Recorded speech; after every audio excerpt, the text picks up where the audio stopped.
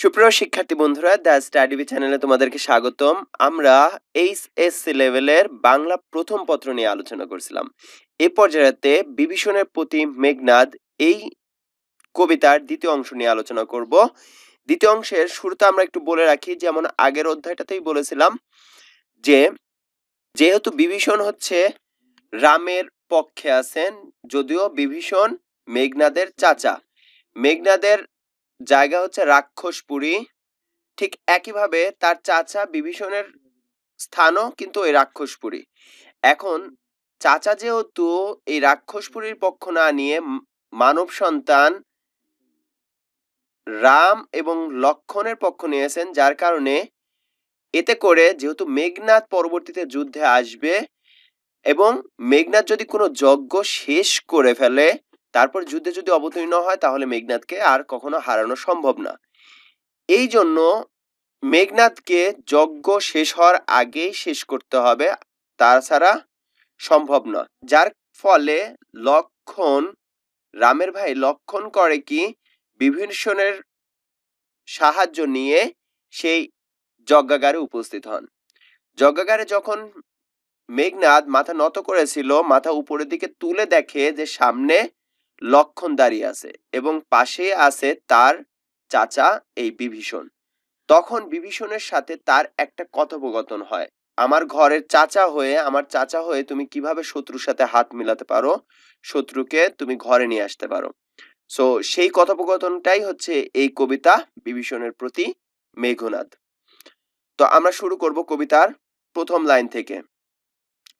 এতক্ষণে অরিন্দ্রম কহিলা বিষাদে। এখানে অরিন্দ্রম বলতে অরি অর্থ শত্রু, অরিন্দম অর্থ যে শত্রুকে বিনাশ করতে পারে, অর্থাৎ শত্রুকে দমন করতে পারে। অরিন্দম বলতে বোঝানো হচ্ছে মেঘনাদকে। এতক্ষণে বলছে যে এতক্ষণে কহিলা বিষাদে, অর্থাৎ দুঃখের সাথে মেঘনাদ বলছে যে হ্যাঁ এতক্ষণে বুঝলাম। জানিনু কেমনে আসি লক্ষণ পশিল রক্ষপুরে। সো এই পর্যন্ত আমরা একটু স্টপ যাই। জানিনু অর্থাৎ জানলাম কিভাবে লক্ষণ পশিল অর্থ হচ্ছে পৌঁছালো রক্ষপুরে। রক্ষপুরে বলতে বোঝাচ্ছে রাক্ষসপুরী। তাহলে এতক্ষণে তারপরে বলছে যে জানিনু কেমনে আসিয়া লক্ষণ পশিল রক্ষপুরে, অর্থাৎ এতক্ষণে বুঝলাম যে লক্ষণ কিভাবে এই রাক্ষসপুরীতে পৌঁছাতে পারলো। হায় তাত, তাত অর্থ হচ্ছে চাচা।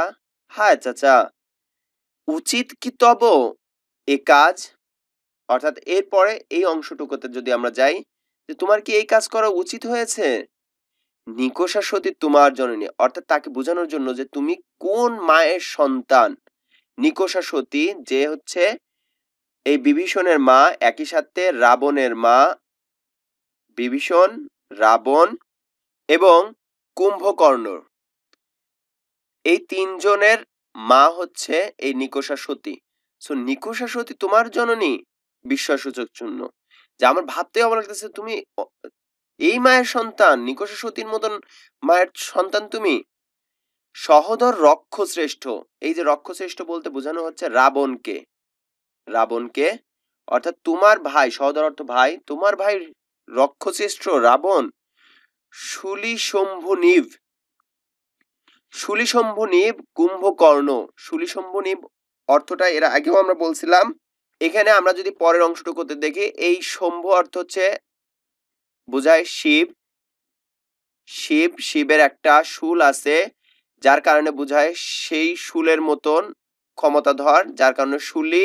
শুলি অর্থাৎ সে শুল, যে শুলটা ধারণ করে সেটা হচ্ছে শিবের শুলের মতো, এবং নিম্নতে হচ্ছে মতো, তার মানে শিবের শুলের মতো। কুম্ভকর্ণ, কুম্ভকর্ণ হচ্ছে তার চাচার নাম। সো তোমার চাচা শুলি শম্ভুনিভ। ভাতৃপুত্র বাসব বিজয়ী, এখানে ভাতৃপুত্র বলতে নিজের কথা বলা হয়েছে, অর্থাৎ মেঘনাদের কথা, যে তোমার এই ভাতৃপুত্র অর্থাৎ ভাতিজাই তো বাসব বিজয় করে এসেছে। নিজ গৃহপথ তা দেখাও তস্করে। নিজ গৃহপথ অর্থাৎ নিজের ঘরের পথ, তাত অর্থ চাচা, তুমি দেখাও তস্করে, তস্কর অর্থ চোর। সো দেখাও তস্করে, সো নিজের ঘরের পথ চোরকে দেখাও। যেমন ব্যাপারটা এরকম, তোমার চাচা যদি বা তোমার আত্মীয় স্বজন যদি বুঝায় দেয় যে এই ঘরটার বা এদিক দিয়ে তুমি কাজটা করতে পারবা বা চুরি করতে পারবা, এই পথটা দেখায় দেওয়া হলো চোরকে, তো সেটা কি চাচার ক্ষেত্রে খাটে? সো ব্যাপারটা ঘটছে এরকম যে, চাচা তুমি চোরকে দেখালা নিজের ঘরের পথ, চন্ডালে বসাওয়ানি রাজার আলয়ে। চন্ডাল অর্থ হচ্ছে চামার। আমরা সাধারণত কাউকে গালি দেওয়ার জন্য যেমন ব্যবহার করি যে তুই তো চামার। সো এইভাবে বুঝাচ্ছে চন্ডালে বসাওয়ানি রাজার আলয়ে, রাজার আলয়ে কেউ চামারকে নিয়ে আসে। সো এখানে তস্কর এবং চন্ডাল বলতে বোঝানো হয়েছে, এই দুইটাকে বোঝানো হয়েছে হচ্ছে লক্ষণকে। লক্ষণকে বুঝাইছে যে লক্ষণকে নিয়ে আসছে, অর্থাৎ এই চোর এই চামারকে, আমরা কথা কথা বলি না যে চোর চামার, চুরি চামারি বাদ দে। সো ওই চোর চামার, চোর চামারকে তুমি নিয়ে আসছো রাজার আলয়ে, কিন্তু নাহি গঞ্জিত মা, গুরুজন তুমি। গঞ্জি অর্থ ঘৃণা, অর্থাৎ তিরস্কার বুঝায়। সো তাহলে তিরস্কার বা ঘৃণা, তোমার প্রতি কোনো ঘৃণা নেই, তিরস্কার নেই। কেন তিরস্কার নেই? কারণ হচ্ছে গুরুজন তুমি তো আমার চাচা, যাই করছো না কেন তুমি তো আমার চাচা। পিতৃতুল্য, বাবার সমতুল্য। গুরুজন তুমি, পিতৃতুল্য বাবার মতো তুমি গুরুজন। ছারদার যাব অস্ত্রাগারে, পাঠাইব রামানুজে সমন ভবনে, লঙ্কার কলঙ্ক আজি ভঞ্জিব আহবে। অর্থাৎ বলছে যে চাচা ঠিক আছে নিয়ে আসছো, তারপরেও তোমাকে আমি ঘৃণা করি না, তিরস্কার করি না, তুমি দ্বারটা ছাড়ো, অর্থাৎ দরজা ছাড়ো। কি জন্য? যখন মেঘনাদ যজ্ঞা করতে বসতেন তখন মূল শর্তটা ছিল সে যুদ্ধের যে পোশাকটা সেই সম্পূর্ণ পোশাকটাকে ছেড়ে আসতে হবে, যজ্ঞার পোশাক পরে সাধারণত পূজা করতে হবে। সো এই জন্য যেহেতু অস্ত্রাগারের সকল অস্ত্র রেখে আসছে, এই অবস্থাতে সে হচ্ছে নিরস্ত্র, যার কারণে বলছিল যে দরজা ছাড়ো, আমি অস্ত্রাগারে যাব, পাঠাইবো রামানুজে। রামানুজে বলতে রাম যোগ অনুজ, রামানুজ, রাম যোগ অনুজ, রামানুজ, রামানুজকে অর্থাৎ বোঝানো হচ্ছে লক্ষণকে।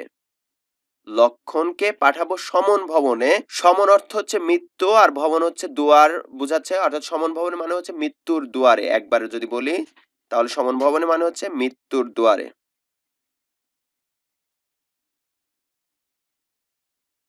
অর্থাৎ এই রামের ছোট ভাই রামানুজ লক্ষণকে আজকে আমি মৃত্যুর দুয়ারে পাঠাবো, তুমি শুধু দরজাটা ছেড়ে দাও, আমি অস্ত্রাগার থেকে অস্ত্রটা নিয়ে আসি। লঙ্কার কলঙ্ক, লঙ্কা বলতে এই রাক্ষসপুরীর কথা বলা হচ্ছে। লঙ্কা, লঙ্কার কলঙ্ক, কলঙ্ক কেন? যেহেতু এই চোর বা তস্কর বা চন্ডালকে তুমি এই রাজার জায়গাটা নিয়ে আসছো, তাহলে লঙ্কপুরী আজ কলঙ্কিত হয়ে গেছে। তাই এই কলঙ্ক আজই ভঞ্জিব আহবে। ভঞ্জিব অর্থ হচ্ছে যুদ্ধ, আহবে মানে হচ্ছে মাধ্যমে। সো ভঞ্জিব আহবে মানে হচ্ছে যুদ্ধের মাধ্যমে, এর অর্থটা লিখে নেন, যুদ্ধের মাধ্যমে। তো অর্থাৎ তুমি দরজা যদি ছেড়ে দাও, আমি অস্ত্রাগারে যাব, অস্ত্র নিয়ে আসবো এবং রামের ছোট ভাই লক্ষণকে আজকে মৃত্যুর দুয়ারে পাঠিয়ে দেব। এই যে লঙ্কার যে কলঙ্ক, কারণ তুমি একটা মনুষ্য জাতিকে যেখানে দেবতারা থাকে, রাক্ষসপুরীর রাজারা থাকে, সেখানে নিয়ে আসছো, তার মানে এটা কলঙ্কিত হয়ে গেছে। এই কলঙ্কটা আমরা আজকে যুদ্ধের মাধ্যমে শেষ করে দেব। এরপর আসছে উত্তরীলা বিভীষণ। এই পর্যন্ত পুরাটা বাক্যটা কিন্তু মেঘনাদ একা একা কথা বলছে। কার প্রতি? বিভীষণের প্রতি। সো উত্তরীলা বিভীষণ বৃথা এ সাধনা। উত্তরীলা মানে উত্তর করছে, বিভীষণ কি উত্তর করছে? বৃথা এ সাধনা, অর্থাৎ এই সাধনা করাটা আসলে বৃথা, যে তুমি যে আমাকে সরায়া যে অস্ত্রাগার যাবা এবং অস্ত্র নিয়ে আসবে, এটা সাধনাটা বৃথা। বলছে ধীমান রাঘব দাস আমি। ধীমান অর্থ হচ্ছে জ্ঞানী, অর্থাৎ মেঘনাদকে উল্লেখ করে বলতেছে যে তুমি তো জ্ঞানী। ধীমান রাঘব দাস, রাঘব অর্থ হচ্ছে বুঝায় রামকে, রঘুবংশের শ্রেষ্ঠ যোদ্ধাকে বলা হয় রাঘব। সো রাঘব বলতে মূলত বোঝায় হচ্ছে রামকে। রামের দাস আমি, কি প্রকারে তাহার বিপক্ষ কাজ করিব? রক্ষিতে অনুরোধ, অর্থাৎ আমি কি করে তার বিপক্ষে কাজ করি তোমার অনুরোধ রক্ষা করার জন্য।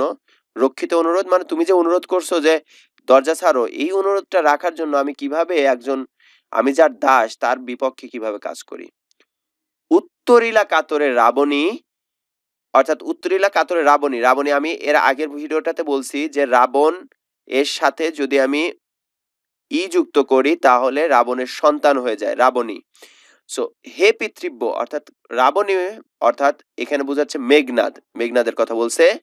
মেঘনাদ উত্তর করছে হে পিতৃব্য অর্থাৎ হে পিতার মতো, তব বাক্যে ইচ্ছে মরিবারে, অর্থাৎ তুমি যদি তাই বলো তাহলে আজকে আমার মারা যেতে ইচ্ছা করছে। রাঘবের দাস তুমি, কেমনে ও মুখে আনিলে এ কথা, তাত কহ তা দাসেরে, অর্থাৎ তুমি রামের দাস, তুমি রাম হচ্ছে মনুষ্য জাতি, একটা মানুষের দাস হয়ে গেছো তুমি, কিভাবে তুমি একটা এত বড় যোদ্ধা রক্ষশ্রেষ্ঠ রাক্ষসপুরীর শ্রেষ্ঠ রাবণের ভাই হয়ে তুমি এই কথা কিভাবে মুখে আনো। তাত চাচা কহতা দাসেরে, চাচা তুমি দাসরে এই কথাটা বুঝায় বলো। স্থাপিলা এই লাইনটা অনেক বেশি ইম্পর্টেন্ট। স্থাপিলা বিধুরে বিধি স্থানুর ললাটে, পরিকি ভূতলে শশী যান গড়াগড়ি ধুলায়। এখানে দেখুন স্থাপিলা অর্থ হচ্ছে স্থাপন করে, বিধু অর্থ হচ্ছে চাঁদ, বিধি অর্থ হচ্ছে স্রষ্টা, স্থানু হচ্ছে আকাশ, ললাট অর্থ কপাল। কিন্তু এখানে অর্থটা আসবে কিভাবে, স্থাপন করে চাঁদ স্রষ্টা আকাশের বুকে বা আকাশের মধ্যে, অর্থাৎ যে চাঁদ আকাশের উপরে শোভা পায়, পরিকি ভূতলে শশী যান গড়াগড়ি, শশী অর্থ চাঁদ, শশী যান গড়াগড়ি ধুলায়, সেই চাঁদ আকাশের চাঁদটা যে আকাশের বুকে শোভা পাচ্ছে সেই চাঁদটা কি কখনো মাটিতে এসে ধুলার মধ্যে গড়াগড়ি খায়। হে রক্ষরথী, রক্ষরথী কাকে বলা হচ্ছে, এই বিভীষণকে, বিভীষণকে বলা হচ্ছে হে রক্ষরথী, ভুলিলে কেমনে কে তুমি জনম তব কোন মহাকুলে, কে বা সে অধম রাম। আচ্ছা এই পর্যন্ত আমরা যাই, পরের অংশটুকুতে পরে যাচ্ছি। হে রক্ষরথী অর্থাৎ হে বিভীষণ, হে চাচা, ভুলিলে কেমনে কে তুমি, তুমি কিভাবে ভুলো যে তুমি আসলে কে, তুমি কে, নিকষা সতীর সন্তান, তুমি রাবণের ভাই, তুমি কুম্ভকর্ণ বিশাল দেহকার, কুম্ভকর্ণ এই জন্য বলা হয় যে বিশাল দেহের মানুষ ছিলেন, মানে বিশাল দেহের দেবতা তিনি কুম্ভকর্ণ। তো তার ভাই, আমার মতো একজন শ্রেষ্ঠ যোদ্ধা আছেন তোমার ঘরে, তুমি তার চাচা, যাকে কিনা দেবতা ইন্দ্র হারাতে পারেনি, যাকে আমি ইন্দ্রকেও জিতে নিয়েছি, ইন্দ্রজিৎ আমি। সো তুমি সবকিছু ভুলে গেলা, ভুললা কিভাবে যে কে তুমি আসলে, জনম তব কোন মহাকুলে, তোমার জন্ম যা কোন মহাকুলে সেটাও তুমি ভুলে গেছো, কে বা সে অধম রাম, অর্থাৎ বলছে যে ওই অধম রামটা আসলে কে তুমি তা কি জানো না। এরপরে সুন্দর একটা কথা বলছে দেখুন, স্বচ্ছ সরোবরে, সরোবর বলতে বোঝায় হচ্ছে পুকুর বা খোলা নালা, যেটাকে বোঝায় স্বচ্ছ সরোবরে অর্থাৎ স্বচ্ছ পুকুরে, করে কেলি, কেলি অর্থ খেলা করা, করে কেলি রাজহংস পঙ্কজ কারণে, রাজহংস পঙ্কজ কারণে, পঙ্কজ অর্থ ফুল, কানন অর্থ ফুলের বাগান। সো রাজহংস, যে রাজহংস স্বচ্ছ সরোবরে অর্থাৎ স্বচ্ছ পুকুরে ফুলের মধ্যে খেলা করে, যায় কি সে কভু প্রভু পঙ্কিল সলিলে, পঙ্কিল সলিলে অর্থ হচ্ছে বদ্ধ জলাশয় বা ডোবা বুঝায়, অর্থাৎ যে রাজহাঁস স্বচ্ছ পানিতে ফুলের সাথে খেলা করে, প্রভু বলতে বোঝাচ্ছে বিভীষণকে, প্রভু চাচা সে কি ডোবায় কখনো যায়, অর্থাৎ ময়লার মধ্যে কেউ যায় কখনো। শৈবাল দলের ধাম অর্থাৎ বদ্ধ জলাশয় বুঝাচ্ছে, পঙ্কিল সলিলে বলতে বোঝাচ্ছে ডোবার ময়লা, আর শৈবাল দলের ধাম বলতে বোঝাচ্ছে যে বদ্ধ জলাশয়, অর্থাৎ বদ্ধ জলাশয়ের মধ্যে ডোবার ময়লার মধ্যে, মানে বদ্ধ জলাশয়ের মধ্যে নোংরার মধ্যে কি কেউ খেলতে যায়। মৃগীন্দ্র কেশরী অর্থাৎ সিংহের মতন কেশ যার আছে তাকে বলা হয় মৃগীন্দ্র কেশরী, অর্থাৎ মৃগীন্দ্র অর্থ হচ্ছে সিংহ, কেশরী মানে হচ্ছে যার কেশ আছে, অর্থাৎ কেশযুক্ত সিংহ।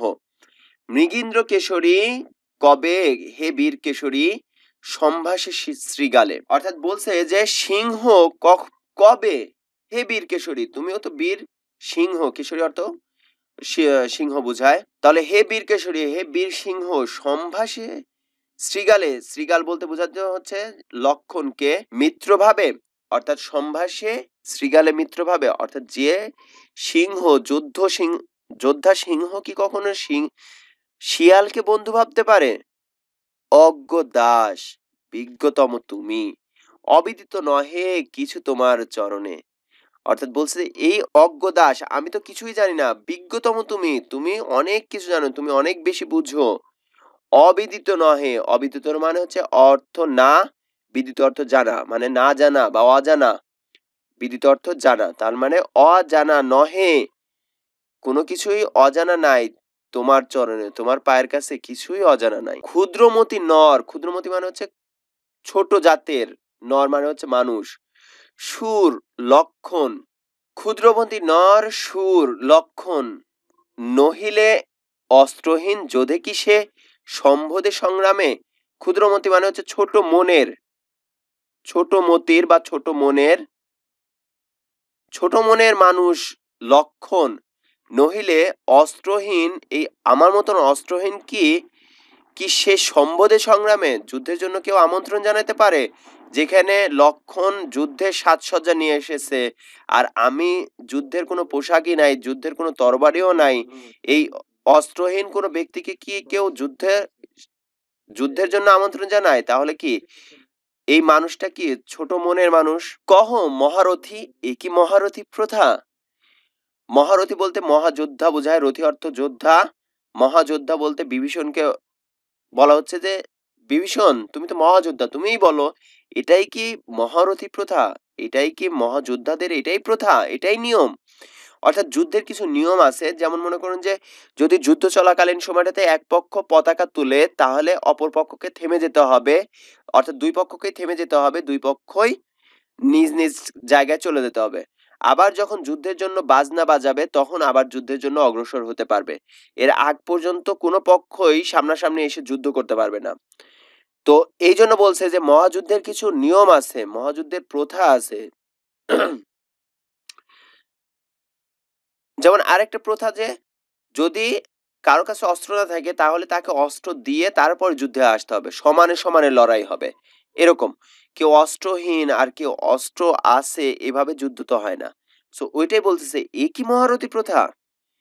নাহি শিশু লঙ্কাপুরে, অর্থাৎ লঙ্কাপুরে রাক্ষসপুরীতে একটা শিশুও পাবো না, শুনি না হাসিবে এ কথা, এ কথা শুনে হাসবে না, যে একটা অস্ত্র সজ্জ মানুষ একটা নিরস্ত্র মানুষের কাছে এসে বলছে যে আসো যুদ্ধে আসো, ঠিক আছে, নিরস্ত্র মানুষকে যুদ্ধের জন্য আমন্ত্রণ জানায়, এটা শুনলে পারে তো রাক্ষসপুরী যে কোনো শিশুও হাসবে। ছাড়ো পথ, আসিব ফিরিয়া এখনই, দেখিব আজি কোন দেব বলে বিমুখ সমরে মোরে সৌমিত্রী কুমতি। অর্থাৎ বলছে ছাড়ো পথ, তুমি পথটা ছেড়ে দাঁড়াও, আসিব ফিরে এখনই, এখনই ফিরে আসব, দেখিব আজি, আজকে দেখে ছাড়বো কোন দেব বলে, কোন দেবতার বলে, দেবতার বলে এর বলার কারণটা কি? দেবতার বলে, এর রিজনটা হচ্ছে যে এর চক্রান্তের মূল এটা ছিল হচ্ছে যে দেবতাদের সাথে যখন রাম সাহায্য চায়, তখন ইন্দ্রজিৎ প্রথমেই বলে যে আমি দেবতা হয়ে তার সাথে পারিনি, আর তুমি একটা সাধারণ মনুষ্য হয়ে কিভাবে মেঘনাদের সাথে যুদ্ধে পারবা। তখন ইন্দ্রজিতের পক্ষ থেকে একটা কূটকৌশল জানানো হয় যে যজ্ঞাগারে যদি যায়, যজ্ঞাগারে যজ্ঞ, অর্থাৎ যদি যজ্ঞাটা এবার শেষ করে তাহলে সে অজেয় হয়ে যাবে, কারণ এর আগে দুইবার যজ্ঞ করে সে যুদ্ধ করেছে, তৃতীয়বার যদি যজ্ঞা করে যে যুদ্ধ করে তাহলে সে সারা জীবনের জন্য অজেয় হয়ে যাবে, তাকে আর কেউ হারাতে পারবে না। সো এই জন্য ইন্দ্রজিৎ তাকে যজ্ঞাগারে মেরে ফেলার জন্য বা এই ধরনের হত্যা করার জন্য একটা কূটকৌশল তৈরি করে, যার কারণে বলছে কোন দেব বলে বিমুখে সমরে, বিমুখে সমরে, সমর অর্থ যুদ্ধে, অর্থাৎ সম্মুখ যুদ্ধে, মোরে সৌমিত্রী কুমতি, অর্থাৎ আমার সাথে লড়াই করে সৌমিত্রী, অর্থাৎ সুমিত্রার পুত্র, কুমতি মানে হচ্ছে কুমতলবে যেহেতু আসছে, যেহেতু অস্ত্রহীন ভাবে হত্যা করতে আসছে, এই জন্য বলা হয়েছে কুমতি, অর্থাৎ সৌমিত্রীর এই কুমতলবের ছেলে কিভাবে আমাকে হারায়, কোন দেবতার বলে। দৈব দত্ত নররণে সচক্ষে দেখেছ রক্ষশ্রেষ্ঠ পরাক্রম দাসের। দৈব অর্থাৎ দেবতাকে যেহেতু হারাইছে ইন্দ্রজিৎ, ইন্দ্র দেবতা ইন্দ্রকে হারিয়েছে, দৈত্যকে হারিয়েছে মানুষ, যুদ্ধ, সকল কিছুতে স্বচক্ষে দেখেছো, তুমি স্বচক্ষে দেখেছো রক্ষ শ্রেষ্ঠ, অর্থাৎ রাক্ষস পল্লীর মধ্যে শ্রেষ্ঠ পরাক্রম দাসের, অর্থাৎ ক্ষমতাধর এই দাস, অর্থাৎ সে বিভীষণের দাস কিন্তু শক্তিশালী, কতটুকু শক্তিশালী সেটা বুঝাইছে পরাক্রম দাসের। কি দেখি ডরিবে এ দাস হেন দুর্বল মানবে, কি দেখে এই মানুষের কাছে আমি ভয় পাবো। সো ডরানো অর্থ হচ্ছে ভয় পাওয়া। কি দেখি ডরিবে, কি দেখে ডর করব বা ভয় পাবো, এ দাস আমার মতন এই দাস হেন দুর্বল মানবে, এই দুর্বল মানুষের সাথে কি দেখে ভয় পাবো। নিকুম্ভিলা যজ্ঞাগার, যজ্ঞাগারের নাম হচ্ছে নিকুম্ভিলা, নিকুম্ভিলা যজ্ঞাগারে প্রগল্ভে, অর্থাৎ সাহসে কোনো ভয় না পেয়ে, বা বলতে পারি যে নির্ভয়ে, নিকুম্ভিলা যজ্ঞাগারে নির্ভয়ে পৌঁছালো দম্ভী, দম্ভী বলতে কাকে বোঝানো হচ্ছে, লক্ষণকে। অর্থাৎ এই যে নির্ভয়ে পৌঁছায়া দম্ভ দেখাচ্ছে লক্ষণ, কিভাবে পৌঁছালো সেটাই। নিকুম্ভিলা যজ্ঞাগারে প্রগল্ভে নির্ভয়ে পৌঁছিল লক্ষণ, আজ্ঞা করো দাসে শাস্তি নরাধমে, অর্থাৎ এই দাসকে, আমি তোমার দাস, তুমি আমাকে আদেশ করো এই নরাধমকে অর্থাৎ লক্ষণকে শাস্তি দেব। তব জন্মপুরে তাত পদার্পণ করে বনবাসী হে বিধাতন। আচ্ছা, এ পর্যন্তই বলি।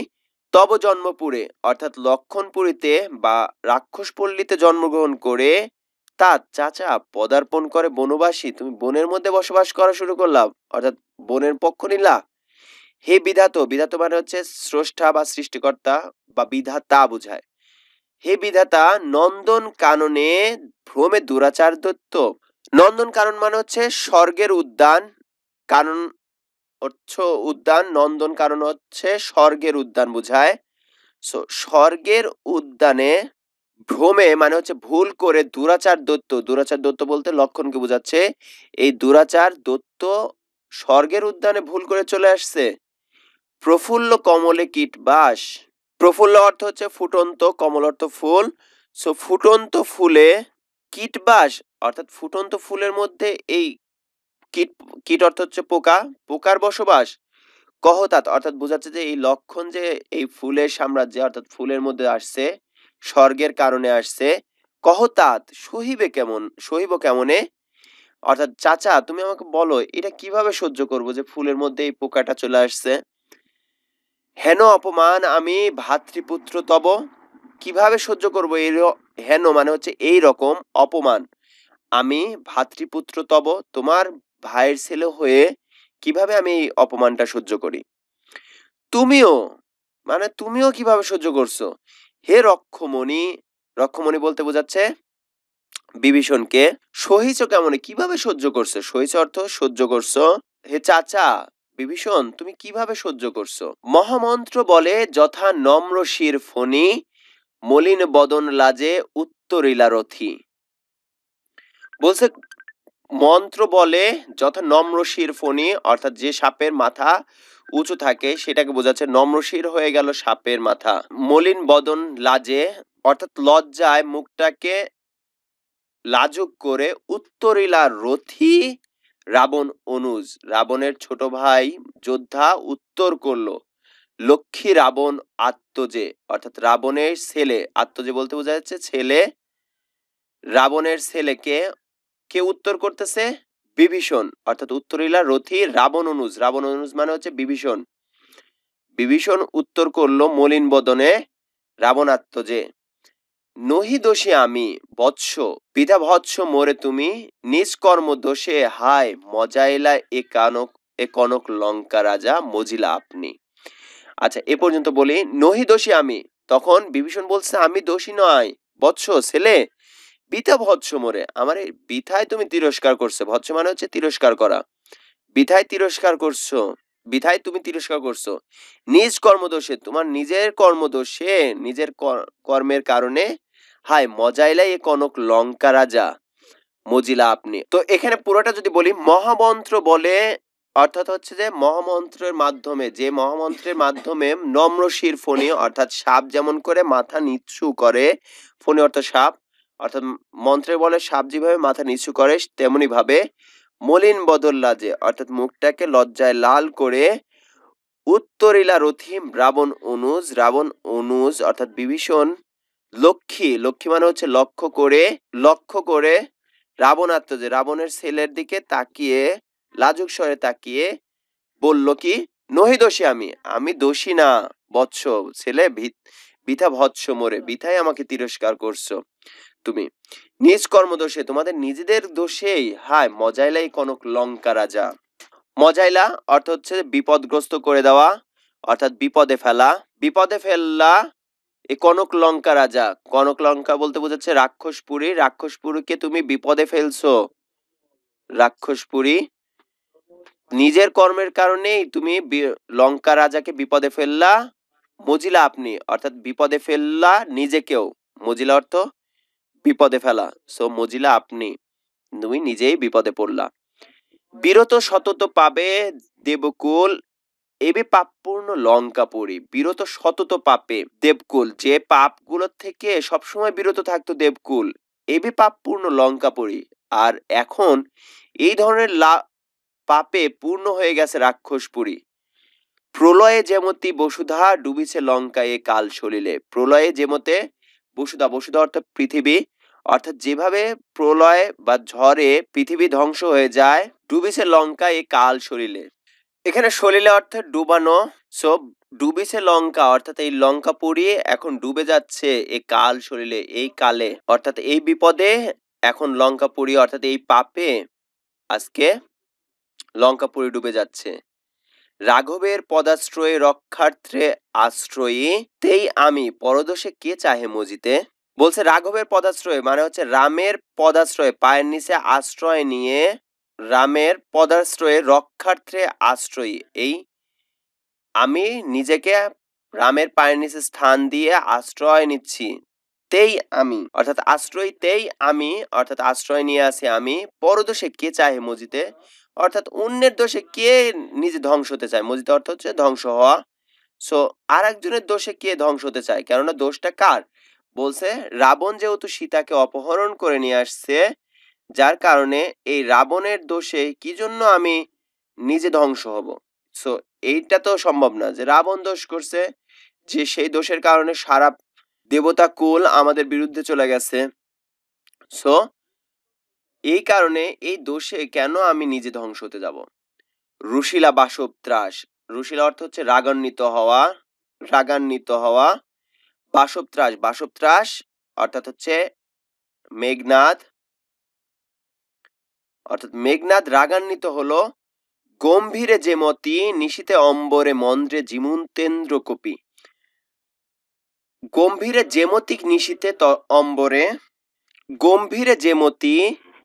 গম্ভীরে অর্থাৎ গম্ভীরে যেমন করে যেমতি মানে হচ্ছে যেমন করে গম্ভীরে যেমতি নিশীতে মানে হচ্ছে রাত্রে অম্বরে মানে হচ্ছে আকাশে মন্দ্রে অর্থ হচ্ছে ডাকা জিমুতেন্দ্র মানে হচ্ছে মেঘের মতো কপি অর্থ কেঁপে ওঠা বা রাগান্বিত হয়ে যেরকম একটা ভাব হয় সেটা বোঝাচ্ছে অর্থাৎ গম্ভীরে যেমতি অর্থাৎ গম্ভীর থেকে যেমন করে রাত্রে আকাশে মেঘ ডেকে ওঠে তেমন করে কহিলা বীরেন্দ্র বলি অর্থাৎ বীরেন্দ্র বলি বলতে বোঝাচ্ছে যে মেঘনাদ বলছে অর্থাৎ মেঘনাদ বলতেছে কি বলতেছে কেমন করে সে অনেকক্ষণ ধরে চুপ থেকে গম্ভীর যেমতি অর্থাৎ গম্ভীর ভাবে থেকে হঠাৎ করে মেঘ যেমন আকাশের গম্ভীর রাতে ডেকে ওঠে তেমন করে মেঘের মতন শব্দ করে যদিও মেঘনাদ মানেই হচ্ছে মেঘের মতন শব্দ করে যার কারণে মেঘনাদ তো ওইটাই বোঝাচ্ছে যে মেঘের মতন শব্দ করে বলে উঠলো বীরেন্দ্র বলে অর্থাৎ মেঘনাদ ধর্মপথগামী হে রাক্ষস রাজানুজ এখানে দেখুন রাক্ষস রাজার অনুজ বা রাক্ষস রাজার ছোট ভাই ধর্মপথগামী তুমি তো ধর্মপথের গামী রাক্ষস রাজার ছোট ভাই অর্থাৎ রাবণের ছোট ভাই বিখ্যাত জগতে তুমি বিখ্যাত কোন ধর্মের অনুসারে হয়ে কহ দাসে শুনি জ্ঞাতিত্ব ভাতিত্ব জাতি এই সকলে দিলা জলাঞ্জলি অর্থাৎ কোন ধর্মের মতে তুমি বলো এই দাসরে কহ দাসে আমার মতন দাসরে বলো শুনতেছি জ্ঞাতিত্ব, জ্ঞাতিত্ব মানে হচ্ছে এমন মানুষ যার সাথে একসাথে চলা যায়, একসাথে খাওয়া যায়, তাকে বলা হয় হচ্ছে জ্ঞাতি। জ্ঞাতিত্ব মানে হচ্ছে যার সাথে একসাথে চলি। ভ্রাতৃত্ব মানে হচ্ছে ভাইয়ের মতো। জাতি অর্থাৎ নিজ এলাকার জাতি। এ সকলে দিলা জলাঞ্জলি, তুমি সবকিছুই জলাঞ্জলি দিয়ে দিলা। অর্থাৎ তুমি যাদের সাথে চলো, যাদেরকে ভাই মনে করো, যাদেরকে জাতি হিসেবে ধরে আছো, সবকিছুকে জলাঞ্জলি দিলা। শাস্ত্রে বলে, অর্থাৎ শাস্ত্র এটাই বলে, গুণবান যদি পরজন, গুণহীন স্বজন, তথাপি নির্গুণ স্বজন শ্রেয়। অর্থাৎ পরজন অর্থাৎ অন্য মানুষ যদি গুণবানও হয়, অনেক গুণের অধিকারীও হয়, গুণহীন স্বজন আমার আত্মীয় কাছের লোক যদি গুণহীনও হয়, তথাপি নির্গুণ স্বজন শ্রেয়। অর্থাৎ গুণহীন যে স্বজন সেটাই শ্রেয়। অর্থাৎ দূরের মানুষ যে কিনা অনেক জ্ঞানী, তার চাইতে কাছের মানুষ যে কিনা কম জ্ঞানী বা তার কোনো জ্ঞান নাই বা গুণ নাই, তা সেই শ্রেয়। এটাই বলে শাস্ত্র। পর পর সদা, অর্থাৎ পর সবসময় পরই থেকে যায়। পর পরের মতোই থেকে যায়, পর কখনো আপন হয় না। সো পর পর সদা, পর সব সময়ের জন্য পরই থেকে যায়।